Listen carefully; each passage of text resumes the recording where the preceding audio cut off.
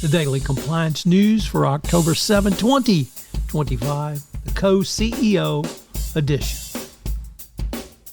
This is Tom Fox, and I'd like to welcome you to the Daily Compliance News. The Daily Compliance News is the only daily podcast which curates 4 top compliance, ethics, and/or corruption stories for your listening and viewing pleasure if you're watching this on YouTube. Co-CEOs. My first question would be, what could go wrong? Well, apparently, according to the New York Times, some big companies are now naming co-CEOs. Comcast, Oracle, Spotify recently doubled up on the top executives, a rare step that could become more common. Why? Well, when you have 2, you never have 1. I can't understand exactly what the attraction is, but are 2 bosses better than 1?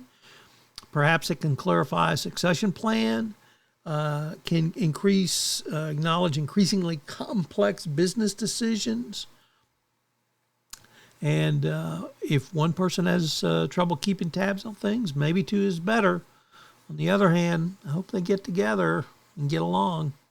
Next up from the Wall Street Journal, CFO Journal, reporting that an article inside EY's U.S. auditing cleanup to reduce shortfalls. Ernst & Young expects to achieve its lowest U.S. auditing shortfall rate in 16 years after working to improve its practices by shedding dozens of audit clients and setting up centralized support teams and relying more on tech tools.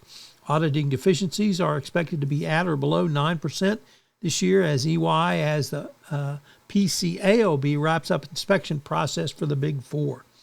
EY has chipped away at the rate as hot, which had been as high as 46% back in 2022.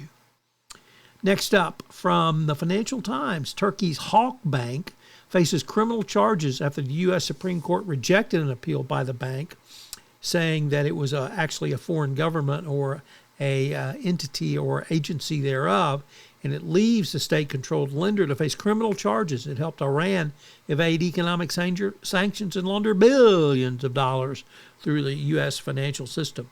The court refused to consider Halkbank's claim that it's protected by sovereign immunity.